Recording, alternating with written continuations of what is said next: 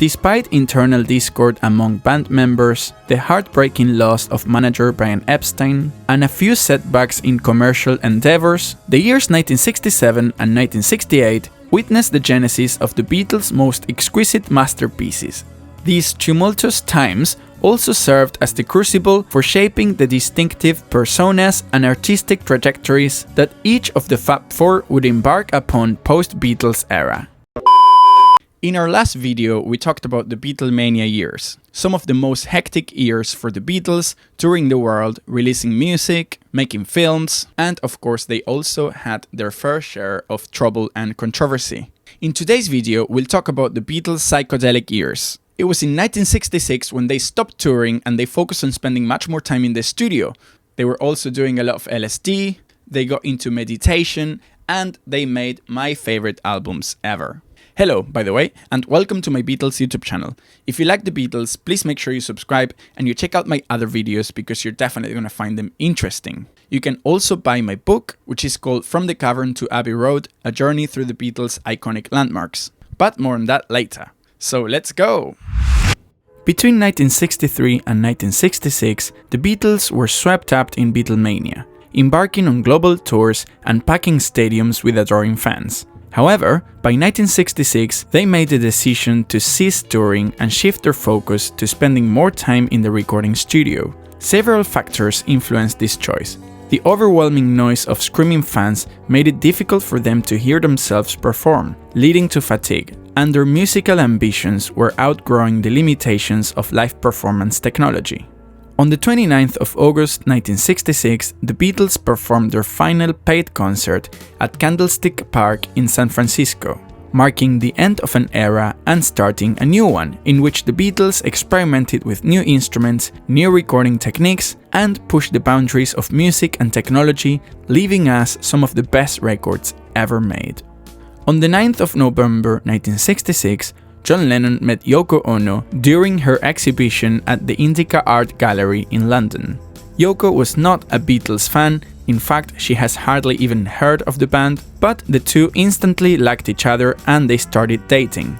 At this point, John was still married to his first wife, Cynthia Powell. Their relationship with Yoko eventually led to a messy divorce based on adultery. Yoko would end up playing a very important role in the story of the Beatles and in the personal and professional life of John Lennon. On the 24th of November 1966, the Beatles started the recording sessions for their album Sgt Pepper's Lonely Hearts Club Band and Penny Lane and Strawberry Fields Forever. Due to pressure from EMI, the Beatles record label, to release new material, Penny Lane and Strawberry Fields Forever were released as a single on the 13th of February 1967, and they were not part of Sgt Pepper's Lonely Hearts Club Band. Strawberry Fields Forever was based on Lennon's childhood memories of playing in the garden of Strawberry Field, a Salvation Army children's home in Liverpool, very close to his childhood home at 22 Menlove Avenue. The final recording combined two versions of the song, which were entirely different in tempo, mood, and key. The track features reverse-recorded instrumentation, an Indian swar-mandal, and flute sounds recorded with a new tape-based instrument called mellotron. It was on the front of one of our records, went like this.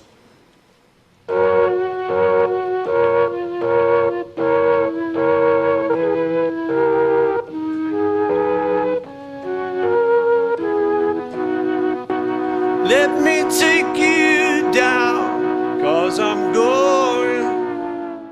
Penny Lane also refers to Liverpool childhood memories, more specifically to the street where John, Paul and George used to change buses. The lyrics mention the places and characters that Lennon and McCartney recalled from their upbringing in the city, like the shelter in the middle of the roundabout, the bank, and the barber showing photographs of every head he's had the pleasure to know. The song features numerous modulations that occur mid-verse and between its choruses. Session musician David Mason played a piccolo trumpet solo for its bridge section. Sound engineer Jeff Emerick recalled McCartney playing Pet Sounds by the Beach Boys repeatedly during recording session breaks, adding that it wasn't altogether unsurprising when Paul said he wanted a really clean American sound for Penny Lane. McCartney was dissatisfied with the initial attempts at the song's instrumental feel, and he was inspired to use a piccolo trumpet after seeing David Mason play the instrument during a BBC television broadcast of the Second Brandenburg Concerto by Johann Sebastian Bach. On the 17th of January, Mason recorded the instrumental solo used for the final mix. So David, Paul McCartney sees you playing the piccolo trumpet on telly. What happens then? Well, I received a phone call the next day from George Martin. And George said, well, are you free on tomorrow and can you come along to Abbey Road? And I said yes. And we arranged it, and just as an afterthought I said, oh, who's this for? He said, oh, it's the Beatles. So I went along the next night and in walked these four, and I thought they were in fancy dress. So I said, have you just come off a film set? Oh no, mate, we always dress like this. And Paul played a bit on the piano and said, diddle-um, diddle-um, can you play that? And I tried, and he said, well, a bit higher, or, like that. And we went on like that for about 3 hours. Producer George Martin later wrote, the result was unique, something which had never been done in rock music before. Penny Lane and Strawberry Fields Forever were accompanied by promotional films. The Beatles did not want to travel to Liverpool, so they were filmed at Knoll Park in Sevenoaks, Kent on the 30th of January 1967. Hi, sorry to interrupt the video. Just a very quick, very important announcement. I published a book.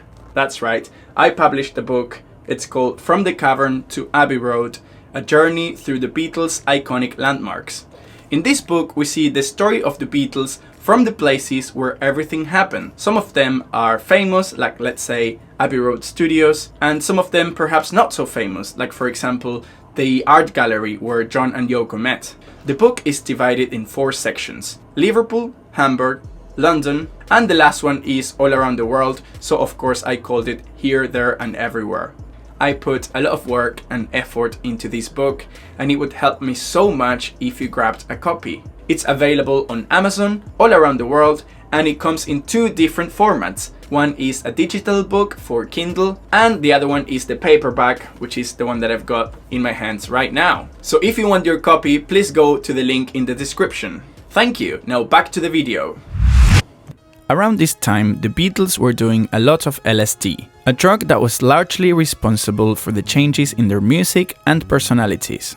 It was in April 1965 when John Lennon, George Harrison and their wives first tried LSD, when a dentist friend slipped it into their after-dinner coffee. Eventually, Ringo started doing it too. Paul was reluctant to try it, but in time he ended up loving it. The frequent trips gave the Fab Four a new sense of mindfulness and freedom, one that not only poured itself into their music, but also made them more honest with the press in the process. After Paul McCartney was convinced to join his bandmates into the world of acid, he was later famously quizzed by a newspaper about his psychedelic indulgence, and he chose to tell the truth rather than taking the easy way out. It was a decision that ultimately made the Beatles public enemy number 1 for a while, calling an end to their already fading clean-cut image. I mean, you're spreading this now at this moment. This is going into all the homes, in Britain. And I'd rather it didn't, But you're asking me the question. You want me to be honest. I'll be honest, But as a public figure, surely you've got a responsibility to lots and No, lots it's of you've teenagers. got the responsibility. You've got the responsibility not to spread this now. I'm quite prepared to keep it as a very personal thing, if you will too. If you'll shut up about it, I will. On the 26th of May 1967, Sgt Pepper's Lonely Hearts Club Band was released. It was regarded by musicologists as an early concept album that advanced the roles of sound composition, extended form, psychedelic imagery, and the record producer in popular music. Critics lauded the album for its innovations in songwriting, production, and graphic design, for bridging a cultural divide between popular music and high art, and for reflecting the interests of contemporary youth and the counterculture. Sessions began on the 24th of November at EMI Studios, with compositions inspired by the Beatles' youth, but after pressure from EMI, as we already saw, the songs Strawberry Fields Forever and Penny Lane were released as a single, and they were left off the album. The album was then loosely conceptualized as a performance by the fictional Sgt Pepper's Lonely Hearts Club Band, an idea that was conceived after the recording of the title track. A key work of British psychedelia, Sgt Pepper's Lonely Hearts Club Band is considered one of the first art rock LPs and a progenitor to progressive rock. It incorporates a range of stylistic influences, including circus, music hall, avant-garde, and Western and Indian classical music. With assistance from producer George Martin and sound engineer Jeff Emerick, many of the recordings were colored with sound effects and tape manipulation, as exemplified on Lucy in the Sky with Diamonds, Being for the Benefit of Mr. Kite, and A Day in the Life. Recordings were completed on the 21st of April 1967. The cover, which depicts the Beatles posing in front of a tableau of celebrities and historical figures, was designed by the pop artists Peter Blake and Jan Haworth. It was the first Beatles album to be released with the same track listing in both the UK and the US. It spent 27 weeks at number 1 on the charts in the UK and 15 weeks at number 1 on the Billboard Top LPs chart in the United States. In 1968, it won 4 Grammy Awards, including Album of the Year. On the 25th of June 1967, the Beatles broadcasted a live performance of their new song, All You Need Is Love. It was Britain's contribution to Our World, the first live global television link, for which the band was filmed performing the song live at EMI Studios in London on the 25th of June. The program was a satellite broadcast seen by an audience of over 400 million in 25 countries. Adding to the broadcast's festive atmosphere, the studio was adorned with signs and streamers and filled with guests dressed in psychedelic attire, including members of the Rolling Stones and The Who. Brian Epstein, the Beatles' manager, described the performance as the band's finest moment. On the 7th of July 1967, All You Need Is Love was released as a single, together with the song Baby You're a Rich Man. The single topped the charts in the UK, the US, and many other countries, and became an anthem for the counterculture's embrace of flower power philosophy. On the 25th of August, the Beatles attended a seminar on transcendental meditation, held by the Indian teacher Maharishi Mahesh Yogi, at a training college in Bangor in northwest Wales. The visit attracted international publicity for transcendental meditation and presented the 1960s youth movement with an alternative to psychedelic drugs as a means to attain a higher consciousness. The Beatles' endorsement of the technique followed the band's incorporation of Indian musical and philosophical influences, and was initiated by George Harrison's disillusionment with Haight-Ashbury in San Francisco, an area that represented the international center of the hippie movement during the Summer of Love. Harrison was dismayed that Haight-Ashbury appeared to be populated by drug addicts and dropouts rather than enlightened members of the counterculture. The Beatles were impressed by the Maharishi's teachings and agreed to join him at his ashram in Rishikesh, India, to further their studies in meditation. On the 27th of August 1967, the Beatles learned of the death of their manager Brian Epstein and cut their visit to Wales short. Epstein had died of an overdose of prescription drugs combined with alcohol in his Chapel Street house in London. The Beatles did not attend Epstein's funeral, both to allow his family some privacy and to avoid attracting fans and the media. The Beatles really took a hit when they lost Brian Epstein. Many people see that as the start of their downfall. During a band meeting on the 1st of September 1967, Paul McCartney suggested they proceed with their next film called Magical Mystery Tour, which Epstein had given his approval to earlier in the year. McCartney was keen to ensure that the group had a point of focus after the loss of their manager. All 4 band members attended the 17th of October memorial service for Brian Epstein, held at the New London Synagogue on Abbey Road, very close to EMI Studios, and the 18th of October premiere of How I Won the War, a film in which John Lennon had a starring role.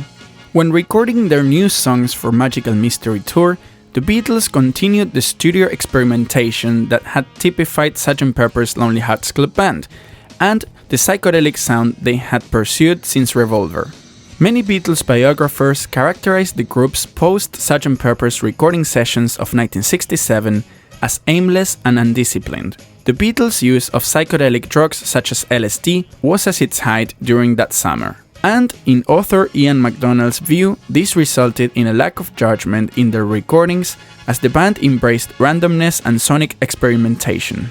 George Martin, the group's producer, chose to distance himself from their work at this time, saying that much of the Magical Mystery Tour recordings was disorganized chaos. Ken Scott, who became their senior sound engineer during the sessions, recalled, "The Beatles had taken over things so much that I was more their right-hand man than George Martin's." Recordings for Magical Mystery Tour were completed on the 7th of November. On the 26th of December 1967, Magical Mystery Tour was aired on TV as the third film starring the band. It depicts a group of people on a coach tour, including the band members, who experience strange happenings caused by magicians. Paul McCartney is credited with conceptualizing and leading the project. The film was originally aired on BBC One in black and white. A colored transmission followed on BBC Two on the 5th of January 1968. It received mixed to negative reviews. However, the soundtrack was released one day after the film, and it was a commercial and critical success. 1968 started with the Beatles formally founding Apple Corps in London. The Beatles started the business for tax purposes, and the idea was to create a conglomerate. Its chief division was Apple Records. Other divisions included Apple Electronics, Apple Films, Apple Publishing, and Apple Retail, whose most notable venture was the short-lived Apple Boutique on the corner of Baker Street and Paddington Street in central London. Apple headquarters in the late 1960s was at the upper floors of 94 Baker Street, and subsequently at 3 Savile Road. The last of these addresses was also known as the Apple Building, which was home to the Apple Studio. This building would later become the venue for the famous rooftop concert. In February 1968, the Beatles traveled to Rishikesh in northern India to take part on a transcendental meditation training course at the ashram of Maharishi Mahesh Yogi. The visit followed the group's denunciation of drugs in favor of transcendental meditation and received widespread media attention. The band members arrived in India in mid-February along with their wives, girlfriends, assistants, and numerous reporters. The visit was also the most productive period for the Beatles' songwriting. While there, Lennon, McCartney, and Harrison wrote many songs, and Ringo Starr finished writing his first. 18 of these songs were recorded for the Beatles' White Album. 2 others appeared on the Abbey Road album, and others were used for various solo projects, like Paul McCartney's song Junk that would end up in the album McCartney, and John Lennon's Jealous Guy, originally known as Child of Nature, that would end up in John Lennon's album Imagine. Among the students was actress Mia Farrow and her sister Prudence. The song Dear Prudence was inspired by Prudence Farrow, who became obsessive about meditating. Dear Prudence, won't you come out to play? Dear Prudence, see the brand new day. The retreat and the discipline required for meditation were met with varying degrees of commitment from the individual Beatles. Ringo Starr left on the 1st of March, after only 10 days. McCartney left later in March to attend business concerns. Harrison and Lennon departed abruptly on the 12th of April, following rumors of the Maharishi's inappropriate behavior towards Mia Farrow and another of his female students. The divisive influence of the Beatles' Greek friend Alexis Madras, financial disagreements, and suspicions that the Maharishi was taking advantage of the band's fame have also been mentioned by biographers and witnesses. McCartney and Harrison later discovered the accusations against the Maharishi to be untrue, and Lennon's wife Cynthia reported there was not a shred of evidence or justification. Back in the UK, on the 28th of May 1968, the Beatles began a 2-day recording session, the so-called Kinphones Demos, at George Harrison's house in preparation for their next album. 27 songs, mostly acoustic, have become public from this session. On the 30th of May 1968, the Beatles started the official recording sessions for their self-titled double album, also known as the White Album, and the Hey Jude and Revolution single. These recording sessions ended on the 14th of October. During these sessions, arguments broke out among the foursome over creative differences and John Lennon's new partner, Yoko Ono, whose constant presence broke the Beatles' policy of excluding wives and girlfriends from the studio. After a series of problems, including producer George Martin taking an unannounced holiday and engineer Geoff Emerick suddenly quitting during a session, the tension culminated in Ringo Starr leaving the band on the 22nd of August, returning 2 weeks later after pleas from the others. The same tensions continued throughout the following year, eventually leading to the band's breakup. During the White Album sessions, the band upgraded from 4-track recording to 8-track. As work began, EMI Studios possessed but had yet to install an 8-track machine that had apparently been sitting unused for several months. This was in accordance to EMI's policy of testing and customizing new gear extensively before putting it into use. The Beatles recorded Hey Jude and Dear Prudence at Trident Studios because it had an 8-track console. When they learned that EMI also had one, they insisted on using it, and engineers Ken Scott and Dave Harris installed the machine without studio management authorization in Abbey Road Studio 2. The band held their first and only 24-hour session at Abbey Road during the final mixing for the album. On the 17th of July 1968, Yellow Submarine was released as the Beatles' fourth film. It was an animated jukebox musical fantasy surrealist adventure comedy film inspired by the music of the Beatles, directed by animation producer George Dunning and produced by United Artists and King Features Syndicate. Initially, press reports stated that the Beatles themselves would provide their own characters' voices. However, apart from composing and performing the songs, the real Beatles' only participation was in the closing scene of the film. The voices of their animated counterparts were provided by voice actors. The film received widespread acclaim from critics and audiences, in contrast to the Beatles' previous film venture, Magical Mystery Tour. In addition to the 1966 title song Yellow Submarine, several complete or excerpted songs, 4 of them previously unreleased, were used in the film. The songs included All Together Now, Eleanor Rigby, It's All Too Much, Baby You're a Rich Man, Only a Northern Song, and Hey Bulldog. The 4 new songs used on the soundtrack album were not considered of high enough quality for appearance on a regular Beatles album. The film's instrumental music was an orchestral score composed and arranged by producer George Martin. On the 26th of August 1968, Hey Jude and Revolution were released as a single. Hey Jude was the first song to be recorded on an 8-track recording equipment. The sessions took place at Trident Studios in central London and led to an argument between McCartney and George Harrison over the song's guitar part. Ringo Starr later left the band only to return shortly before they filmed the promotional clip for the single. The clip was first aired on David Frost's UK television show. Contrasting with the problems affecting the band, this performance captured the song's theme of optimism and togetherness by featuring the studio audience joining the Beatles as they sang the coda. Paul McCartney wrote Hey Jude for John Lennon's son Julian, who was going through his parents' divorce. Initially the song was called Hey Jule, but then he changed it for Hey Jude because he thought it sounded better. It's a song about seeing the bright side of something horrible. Take a sad song and make it better. On the 28th of July 1968, the Beatles had a photoshoot session in London known as the Mad Day Out. The band spent the day tearing around London to shoot some publicity photographs, in particular for the cover of the Life magazine. The Beatles attracted hordes of fans wherever they went, so the entourage had to keep moving on to new locations. On the 8th of November 1968, John and Cynthia Lennon's divorce was completed. Cynthia was granted permission to retain custody of Julian Lennon.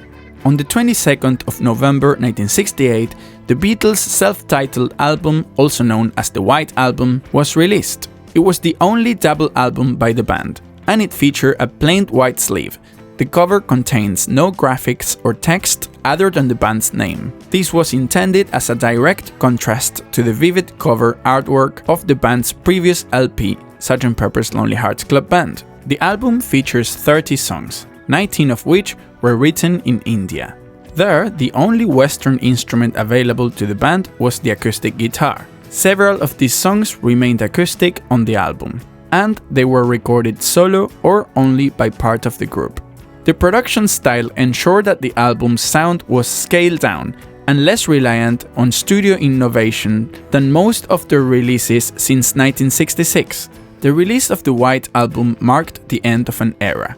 The tensions simmering in 1968 persisted and escalated throughout the following year, ultimately causing considerable harm to the band. Despite internal discord among band members, the heartbreaking loss of manager Brian Epstein, and a few setbacks in commercial endeavors, the years 1967 and 1968 witnessed the genesis of the Beatles' most exquisite masterpieces. These tumultuous times also served as the crucible for shaping the distinctive personas and artistic trajectories that each of the Fab Four would embark upon post-Beatles era. Okay, there you go, that was the Beatles Psychedelic Years. Personally, I think during this time they made their best records. What do you think? What's your favorite record? In the next video, we'll talk about the Beatles' final year and their breakup. It's gonna get a little bit sad, but also they made amazing music too, so, you know, that kind of makes up for it. So, this is pretty much it for now. Thank you so much for watching until the end. If you like this video, please give it a thumbs up. You can also follow me on Instagram or Facebook. There is a PayPal link for donations. Of course, every donation will be absolutely appreciated. You can also buy my book. Actually, that would make me very happy indeed. The Amazon link is in the description. Or the free option is just to subscribe to this YouTube channel and maybe click the bell icon if you want to be the first to know when I upload new videos. Thank you for watching. See you next time. Bye. Well, I'm afraid that's us run out of time. Oh, I'm really okay. sorry. Well, So, Bye, everyone. thank you very much. Thank you. If I give my heart to you, I must be sure from the very start that